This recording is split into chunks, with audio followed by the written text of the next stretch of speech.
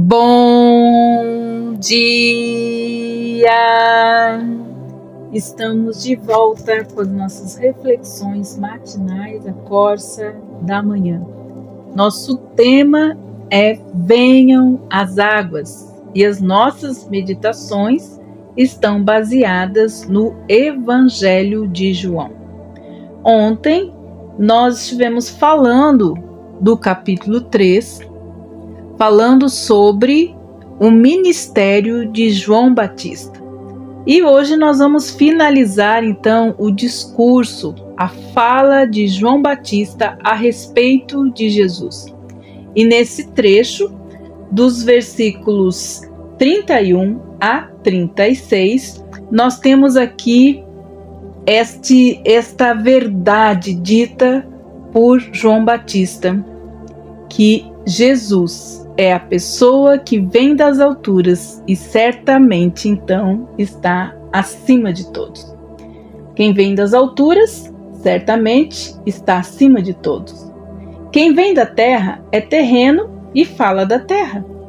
Mas quem veio do céu está acima de todos e dá testemunho daquilo que viu e ouviu, mas ninguém aceita o seu testemunho. Quem, porém, aceita o testemunho que ele dá, certifica que Deus é verdadeiro.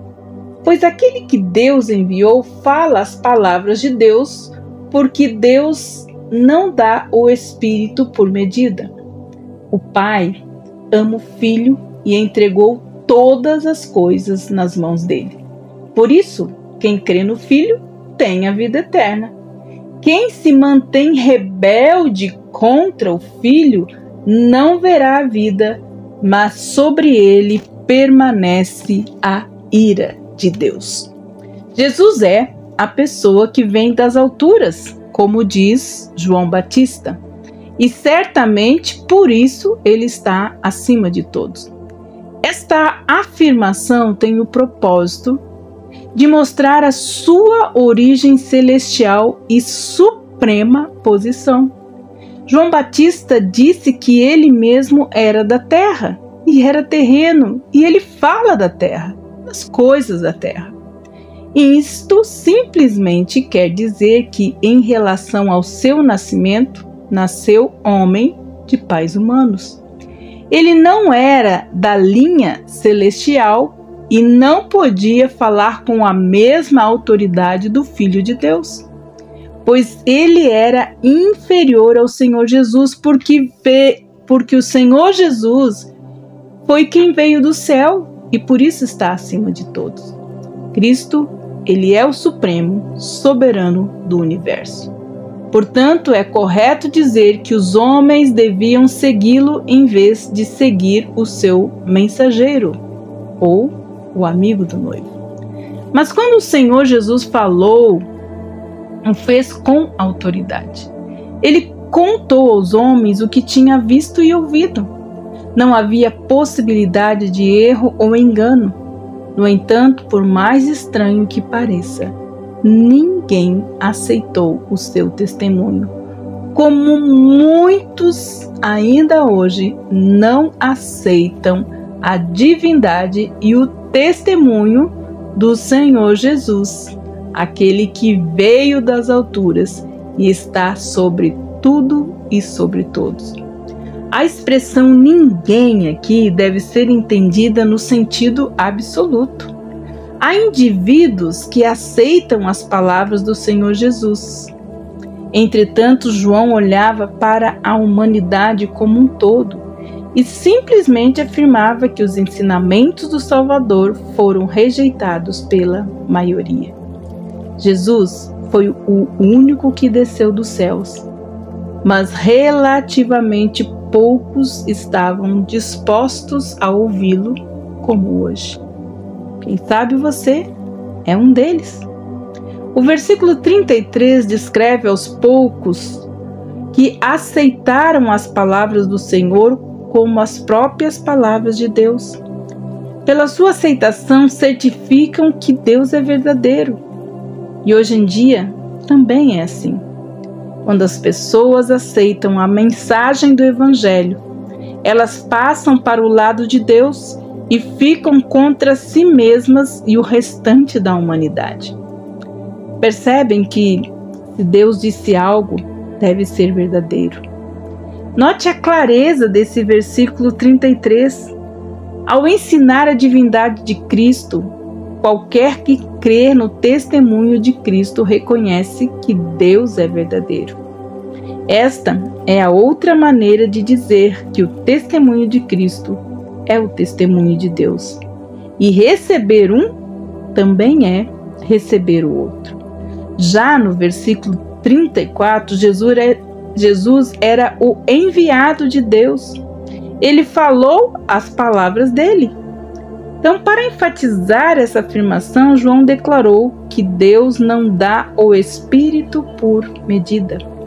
Cristo foi ungido pelo Espírito Santo de Deus de tal modo que não pode se referir a qualquer outra pessoa a não ser a Ele.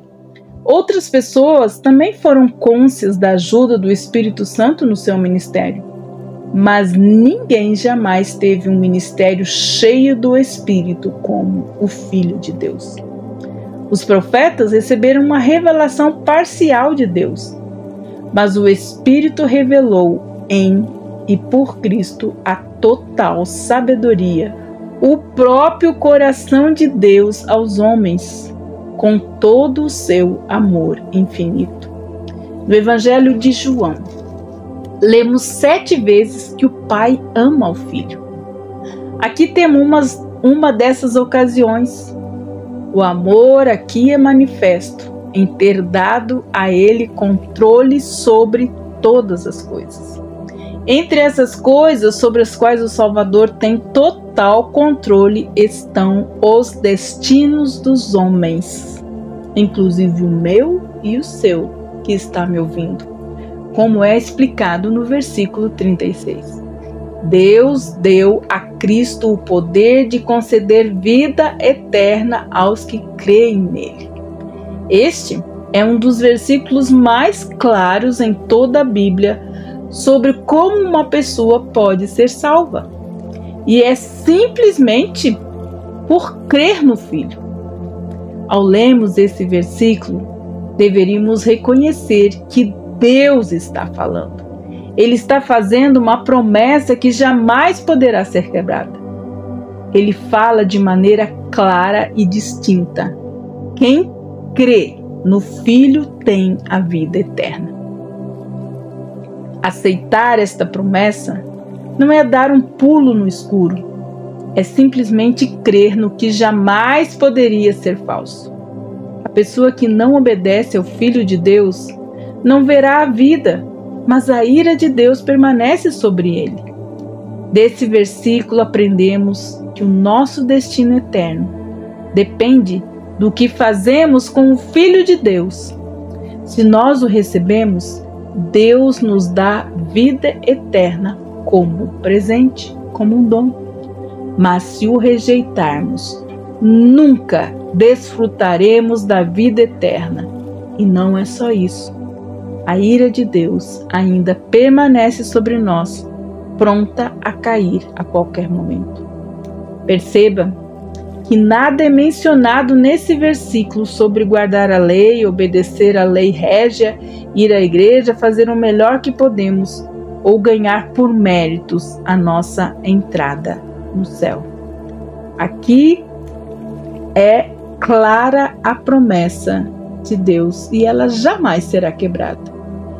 Ele fala de maneira clara: quem crê no Filho tem a vida eterna.